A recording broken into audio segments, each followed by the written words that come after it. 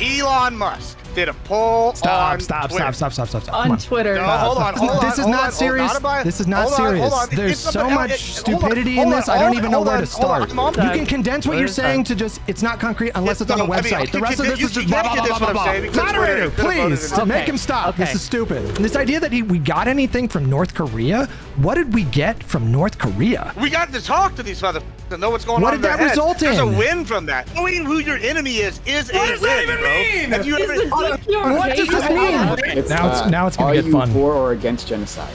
It's that simple. Okay, welcome everyone, one and all, to yet another episode of Wick TV. Today, I'm starting a new segment. It's going to be semi-regular until the election. It's called the State of the Race, where I bring people from left, right, and center together to discuss the state of the race. Hutch, what do you got? It looks like it's a really close race right now. If we're taking a gander at all the aggregates, they currently indicate that Kamala has a slight lead. She is continuing to climb. There's some news about RFK Jr. today that could be interesting, and I assume we'll discuss that in a little bit. But I would say that Kamala right now has pretty obviously she has a slight edge. What do we think that Kamala's strong? Because most of us here agree that currently, right now, Kamala has a slight edge. In the polls. A lot of the aggregate sites show her with better chances of winning. Why do we think this has happened? Why do we think that Kamala, who has a messaging that is very, very similar to Biden's, why is she doing so much better than Biden was even just 2 months ago? Well, I think there's a superficial answer to that question, which is that it's not necessarily wrong, but the fact that she is younger it makes a huge difference. That matters, but I think broadly speaking, I think the reason why her campaign has been showing so much success recently is that she's running on a messaging platform of like joyfulness and optimism, and I think that Americans want to feel that again. I think that there's been a certain sort of malaise that's been widespread in the zeitgeist for like over 10 years now. And I think people are itching for a politician to come in there and pitch them on a happy messaging. In 2020, the messaging was about urgency. We got to get Trump out, otherwise it's going to be the end of the world, and this kind of thing. And that made sense at the time. But now she has transitioned away from Biden's focus on let's protect democracy, and she's been running a campaign that features a lot of her and her running mate laughing and enjoying the time that they're spending together and enjoying the time that they're spending in these crowds. And I think that is really powerful right now. I guess I'll ask this to the Republicans on the panel, to Gibbs and to Daniela. What does Trump need to do to turn this around? Or do you think that this is simply a case of he's just going to continuously be behind, but then pull a 2016 and come from behind? What are our thoughts there? I think this is a bit of a honeymoon period. So you asked why she's been so successful. The nebulous policy has been to her benefit. Not being able to pin her on anything has been a boon to like the Democrats, right? What you're saying about her not having any policies is just objectively incorrect. She's been discussing her policies at the rallies that she's been doing all over the country. MAGA people seem to focus on the fact that she doesn't have it on her website, but who gives a f? People get their news from TikTok. Well known. It's people nebulous. Get the it's not nebulous. She talks about no, it's not. She talks about various concrete policy positions like paid family leave. She's talked about pursuing Biden's Supreme Court reforms. She has talked about signing the border bill into law. She's talked about like 7 or 8 or 9 policies like consistently. Concrete, bro. Like, what do you mean? What do you mean they're not concrete? What does that mean? All right. All this has been pandering. There's a big difference between define concrete. I will define it. I will define it. He goes, it's not a big deal not to have it on our website. It's you know what's concrete is when I go, hey, look up Agenda 47, and it's on the presidential website or like campaign website for Trump. He says these are the policies I'm endorsing, right? right? This is what I'm doing. It's not. He's it's over not here doing concrete this unless it's on a website. Is that what you're saying? No, versus this wish-wash. Pander. That is what you're saying. You can just condense it. You're saying it's not official unless it's. Like, listen. Hold on. One at a time. You can condense what you're saying to just it's not concrete unless it's on a website. The rest of this is just blah blah blah blah. Because you don't know what I'm saying. Like, listen, Papa, you're not gonna just bully me out of like one of my point here. Listen, you're saying she goes back and forth on policy. Like, I'm saying that she doesn't have a policy. She's been over here taking Trump's policies for the shit that goes well with the crowd, and then she's like the tips, no tax on tips. We've never heard that from Kamala once. Trump says it, boom. Hey, the crowd likes it. I'm gonna use that. I mean, she's only here just workshopping stuff, and if the crowd's liking it, some of them, she's gonna put it in her stuff now. That's what it's been. Like, she's out here saying different things to different crowds. That's why it's nebulous. What do you mean different things to different crowds? Different things to different crowds. Like what? Can we talk about the tax on tips thing? Can we talk about the tax on tips thing really quick? Because her policy position on that, while being, colloquially a similar thing, no tax on tips, they mean completely different things. So we talked about polling already, and I found the concept of polling kind of interesting. Like, since I've been concerned about polling, how it works, and people will be like, I've never got a call, yada yada yada. Well, recently we had, now take this with a grain of salt or what it's worth, whatever y'all want, the largest political poll ever conducted by anybody. And do y'all know who that was conducted by? It was finished today. Elon Musk did a poll on Twitter. Stop. On Twitter. No, hold on. No, come on. Let's not get sidetracked. This is not serious. This is not serious. Let's move on. Hold on. Let's hear it. Where are you going with this? Where are you going with this? All right. And it allegedly, buddy. it will allegedly has 6 million people that have voted in this poll. And the odds show, or the thing shows, was 76 or 77% Donald Trump winning. It said they were voting for Donald Trump, like 77, 76 to like whatever the other percentage is, real tiny, right? That's what his thing has come out. Now, all these other polls have showed them really close nationwide. But when you talk about vibes, and I know I live in Texas, so the vibes are probably a little bit different, but I talk to people all over the United States, and it seems like people are fed up, right? And so it's kind of matching how I talk to in my anecdotal evidence, right? But then I hear the polling from other states, and the sample sizes are like 1,000. Oh, we called 1,000 people in Pennsylvania. It's a swing state. We called 1,000 people in the Panhandle of Florida. We called 1,000 people in Los Angeles. There's so much people. I will. I pulled everybody at a Trump rally, and they all said they'd vote for Trump. There's so much stupidity in this. I don't even know where to start. I'm almost done. It literally 5 seconds would be done. You're wasting our time. So my thing is, this is silly. Well, you waste my time every time you breathe. This is silliness. So don't talk, right? This is silliness. Anyway, so I can't even finish. You'll keep saying it go along with it. Because these are stupid points you're making. Just stop. Let him finish. Stop.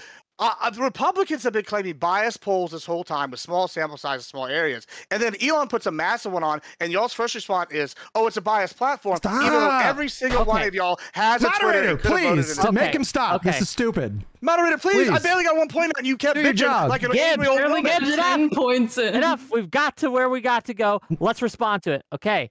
Gibbs has made his point. Everyone can respond to it now. Go ahead. Yeah, I mean, part of the problem with this is, a Twitter poll done by Elon Musk.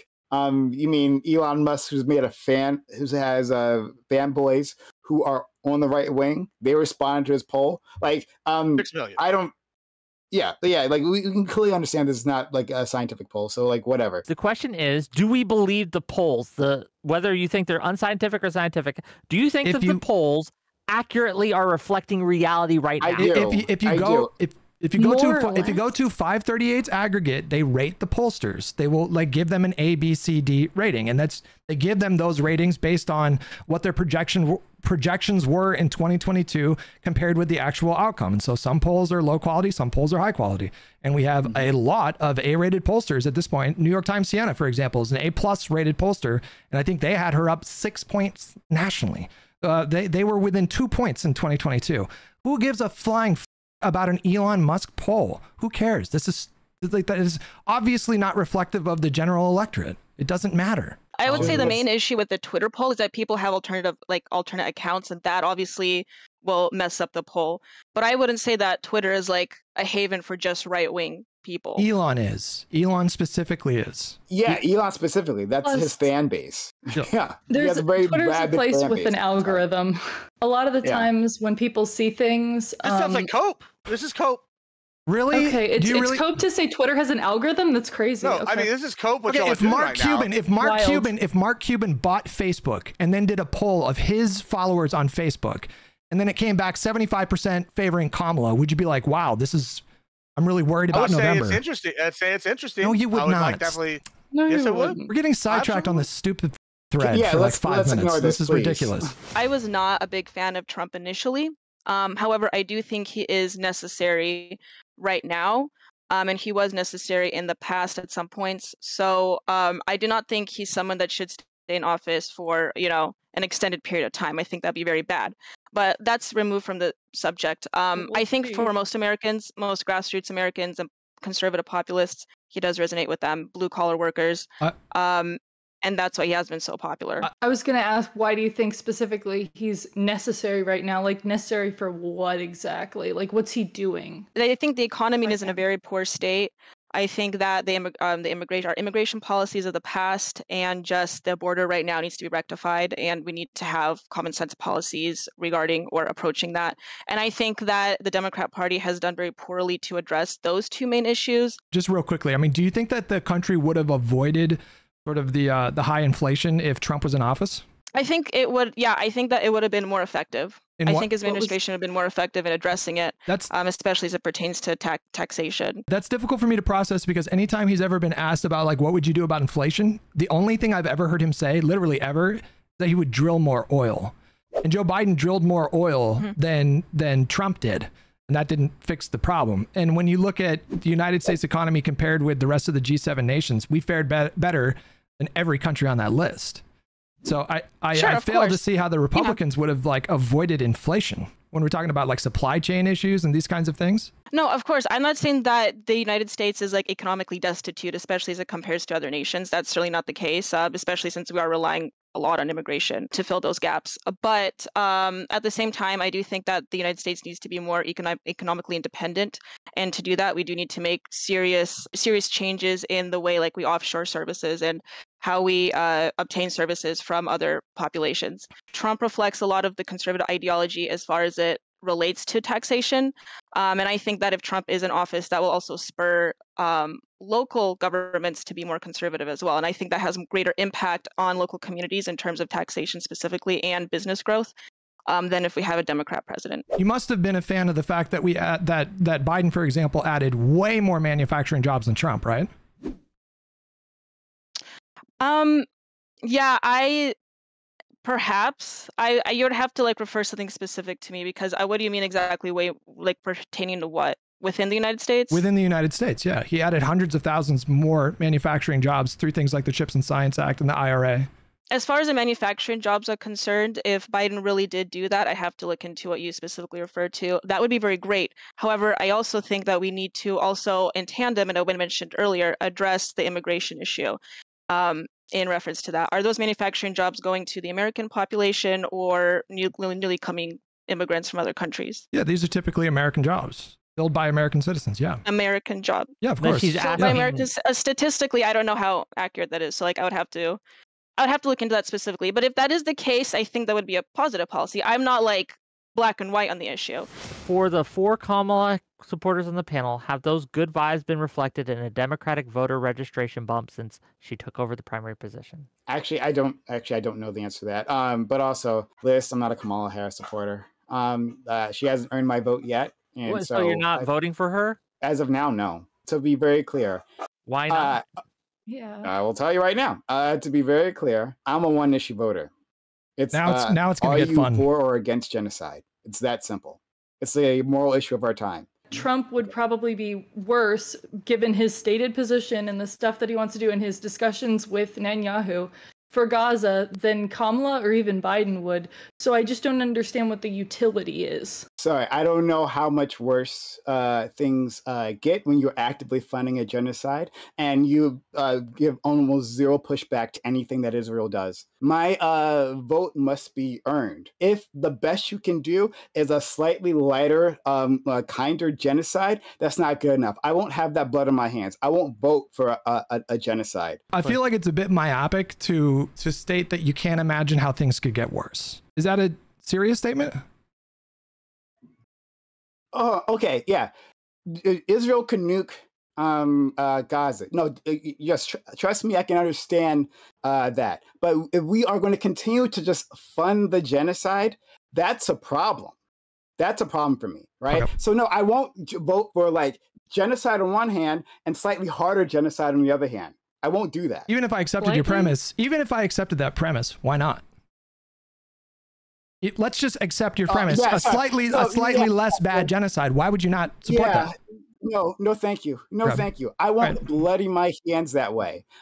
Like if you that's good enough for you, power wash. You couldn't power wash your hands clean. Genocide, you couldn't power wash. I will. You not participating electorally in any kind of meaningful way, whether that be by abstaining or voting third party or whatever, that doesn't keep your hands clean. I mean, you're still like partly responsible for what follows. And what we saw during the Trump administration was that for the first time ever in United States foreign policy, our policy was not pushing for a two-state solution. He just completely iced Palestinians out of all negotiations with all those neighboring Arab countries. He normalized relations in Qatar, started to normalize in Saudi Arabia, all over. And part of the reason why October 7th happened in the first place is because Palestinians felt like the world was forgetting about their plight. And that happened because Donald Trump just didn't really consider them. The best he offered them was a $400 billion investment if they just basically just, you know, accepted all of Israel's demands. That was a market. That was a total departure from U.S. foreign policy for decades. So for you to say like, well, I don't understand how it could get worse. Sorry, hold on. Like, don't condescend to me. Like, I don't understand. Well, you're saying silly things. That's a silly thing to say. Don't condescend to me. I won't take it. It won't happen with me. All right. Do that. I don't know what that means. What you're saying is silly. Any which way. Well, shut up and maybe you'll find out. Okay. How do we end this? We simply stop the shipment of arms. Israel cannot prosecute this war without American weapons. Simple as the case, right? Just like in Ukraine, can't prosecute the war without American weapons. So if we stop sending it, that ends the process right now. I don't vote blue no matter who, right? Again, my vote must be earned. If you are not up to my moral standards, I won't vote for you. What do you think Trump's best bet is? If he wants to win people over, what is the best path, in your opinion, that he has going forward? And I want to start with the libs. I think Trump, if he wants to win, should stop doing as many press conferences. He should stop doing as many interviews. He should stop doing as many rallies. He should talk less. He should basically hide in the basement because he can't help himself but be himself. Who thought it would be a good idea for him to go to a National Association of Black Journalists live audience? That was insane to me. I don't think he should have accepted the debate with Kamala. He keeps calling her stupid, and his voters just mindlessly parrot this nonsense that she's stupid. Okay, let's see how September 10th goes, because I think she's going to humiliate him. I think it is going to be brutal. Currently, as I understand it, Trump wanted to have a debate on Fox News with Kamala Harris on September 4th, I believe. She never agreed to that. Yeah, I don't think she ever agreed. Do you think she should? She doesn't have to right now. She's gaining. So like he's the one that's got to make he's the one that has to reverse this momentum. Like I think she would be capable of doing that, but I don't think she needs to. No, there's no evidence to suggest that. I think things like taking out General Salami, turning him into salami, I think that's a good thing. I mean, beating Russia in Syria when they were fighting with their little Wagner group, I think that was good. You know, I think meeting North Korea's leader, seeing what's up, and like dropping his balls on his face, I think that was a big move. Okay, but what could Trump do on the campaign? I will. I'm going to tell you. I mean, I think reminding. Hold on. Let me finish. I think reminding these people of his perceived strength in the foreign realm, like a leader like Putin's going to respect Trump a lot more, in my opinion, than is he going to really see Kamala as a strong leader? I don't think so. I don't think these people are going to respect her.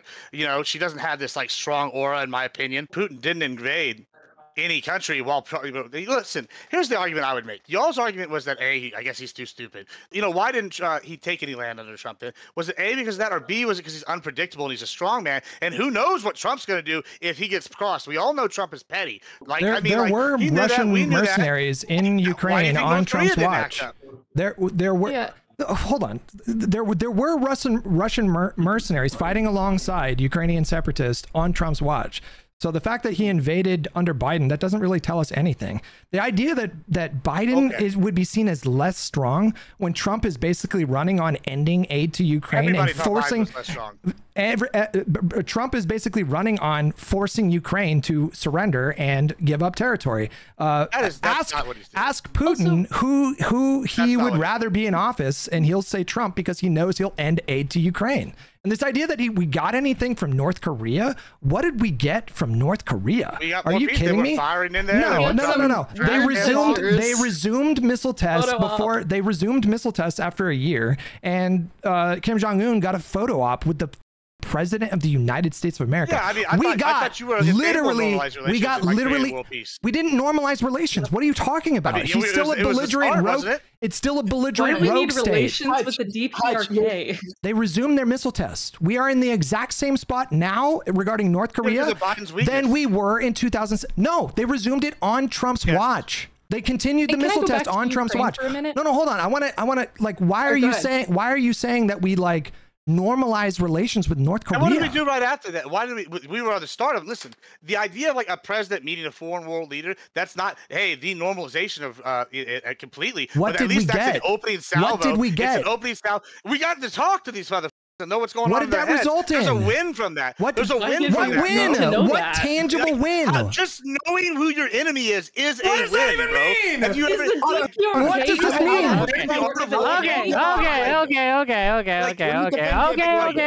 Okay. 1 second. Let's all calm down. $5 from Artemis Fowl. The leader of South Korea tried to nominate Trump for a Nobel Peace Prize for initiating and progressing relations with North and between. Wow. That guy seems like he'd be an expert, right? Wouldn't he be an expert on the state of the region between the president of South Korea? He'd be an expert, right? What he happened? took a whooping on that one. They took a loss on that one. You don't know more than the president of South Korea. I'll nominate somebody for something too. Can we just lay out like what happened, and then you can say if you disagree? Like Donald Trump and Kim Jong-un got into a dick measuring contest on Twitter, and then that resolved with Trump taking a trip to the DMZ. They did a photo op, and then North Korea pledged to stop the missile tests and start the normalization talks with South Korea. That didn't happen. A year later, it didn't happen. He's still a belligerent rogue dictator. He resumed the missile tests, and there was no normalization with relations with South Korea. They're technically still at war. So they got... do you disagree with that? Yeah, trust Hutch over the president of South Korea for his expertise. Hold on. Do you disagree with what I just said? I do disagree. I mean, apparently what South do you think happened? Is wrong. Hold on, Gibbs. Out of the timeline, just to be clear, out of the timeline that Hutch put forth, which particular part was incorrect? Which particular part was incorrect? Yes, specifically. Yeah, I mean, sure. Okay, I'll play this game. Did North Korea go back to testing afterwards? No, none of this timeline is incorrect per se. However, he's also painting it in a very incorrect light. One of those is, hey, this guy went over there to go talk. And even if we did go do a dick measuring contest, I don't know why any North Korean would want to have a dick measuring contest with an American. First of all, propaganda. Biggest ever. Secondly, Trump went over there and we got our State Department got to see inside, talk to their State Department officials. We got to speak to our enemy. You know, what's the art of war say? You know, if you know yourself, you'll win 50%. You know your enemy, 50%. You know both, 100%. South Korea's president, like we already had, wanted to nominate him for a Nobel Peace Prize. I want to make sure relations in the region. Obviously, they thought we got something out of it. But hey, Hutch shows more. Okay. We've gone through this enough. This has been fun. Quinn is here now. Who do you think currently is winning the race, and who do you think should win the race? I would pick Harris between the two, but why she's winning is mostly just, again, the vibes seem better with her. There's literally no policy on her website.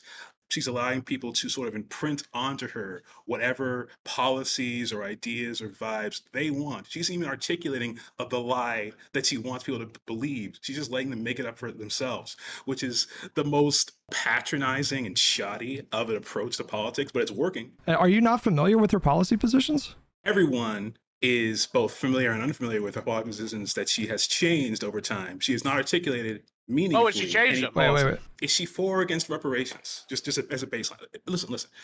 Just to be clear, she has not articulated a clear policy platform within the calendar year since getting the nomination. She has listed concrete policy positions in terms of healthcare. She talked about expanding the insulin cap to everybody. She talked about codifying Roe. She talked about picking up where Biden left off with the Supreme Court reforms. She's listed like 10 policy positions. Okay, let's talk about how is she on guns? Does she want to be a gun grabber, as some people would accuse her of, or does she want to more or less just defend the Second Amendment, like Chase or like most Republicans, or even like a certain number of like blue dog Democrats? Like, what is her position on guns? So specifically when it comes to gun control, here's a quote. In campaign speeches, Harris has said she will work with Congress to pass several gun safety measures, including universal background checks, red flag laws, and a ban on assault weapons. She's been a key leader in the Biden administration on this issue. In that role, she's overseen the White House Office of Gun Violence Prevention, announced the launch of a new national center to help implement red flag laws, and helped roll out a policy to crack down on unlicensed gun dealers. So they on that one, just so I know. August 20, 2024. So yesterday? Sweet. Appreciate that. Yeah, so we were talking about the feels. I think what's really happened, and we're talking about what conservatives feel. We can look at like the BLM protests during COVID, right? And the BLM insurrection, that cost $20 billion in damage to local communities. That was harmful to a lot of business owners, many of which were conservatives in these states. They're angry, right? And that was something that Maxine Waters advocated for. No, stop. Losers! No, stop. What you're saying is nonsense. You can talk in a second. I listened to No, I'm not going to let. She did not advocate for rioting. Hold on, everyone tries to interrupt at once, and then no one can hear it. He's lying about Maxine Waters. Every time I go, I get interrupted, and it turns into a whole because thing. You lie. She literally said, I'm not lying. You're a lying. liar. You just lied about Maxine Waters. You just said that Maxine Waters advocated for rioting. She did. No, she didn't. Stop. You're lying. When Quinn joined it, Quinn You're also said lying. Maxine Waters. Let's start with that one. You said that Maxine Waters called for rioting. Can you show me a statement or give me 5 clip? seconds. I'll pull it up. No, he's referencing when referencing when she said that the protesters need to get more confrontational. She didn't. She is a product of the civil rights movement, civil disobedience. She never came out and said go out there and riot. No Democrat did. Like, for instance, her recent positions on the capital gains tax, or some of her approach to the housing on the housing issue, I think are very foolish decisions, especially right now in the campaign trail. If she would posit policies that I think would just benefit the economy better, but also not even specific policies, just focus on the message more in her campaign than the other issues that she's been trying to focus on, I think would be best for her campaign. Wait, can I ask you, are you aware that the capital gains tax is proposed for anything above $100 million threshold? We're not talking about all capital gains. We're talking about all capital gains above $100 million. So she specifically just mentioned that part, the 100 million. I mean, I still don't think this is a good, I don't think that's a good option regardless. I'm opposed to most taxes. For other than a select few, I don't think her like positing or encouraging more taxes right now on the campaign trail is necessarily a wise choice. And if she starts that conversation, obviously more conversations about taxes are going to follow afterwards. Like, I don't think that's a really good idea. Is it 100 million or 100,000? 100 million. 100 million. We're talking about the one. I thought it was 100,000, but no. we're talking about. I think it was 100. Source. That's what I'm gonna say. Somebody find me a source. Okay. I'm not gonna posit like I know 100% because I thought it was 100,000 too, but I'm just gonna assume Hutch is right here, so I'm just going to take his word for it. But still, the Biden budget calls for new taxes on wealthy Americans, corporations, and business owners, including a controversial idea to tax unrealized capital gains as income for those with more than $100 million. We're talking about the 1% of the one. We're talking about the 1% of the 1%. I mean, the Biden administration, they didn't raise taxes on anybody making under 400,000. She's pledged to continue that. So yeah. So for the lib side, what are you most excited about when it comes to voting for Kamala? Or are you excited? Or is this just a hold your nose and vote? Hutch, what you got? The policy stuff does excite me. I have some questions about the price gouging thing. I'll leave that to more economics focused people, but the other policies that she's presented are policies that I can get behind. But I'm pragmatic, so I don't assume that all those policies are going to be possible with the next Congress. It all depends on if we can win a trifecta. But policy aside, what I'm most excited about is if we can have, this would be 4 straight really good election cycles for Democrats. I think it will plunge the Republican Party into an even deeper state of chaos. And we can finally close the door on this ridiculous MAGA chapter in our nation's history that has just been so profoundly embarrassing on so many levels. And I'm looking forward to watching the Republican Party fumble around and try to figure out what to do next. I don't think it's going to go well for them if we win again.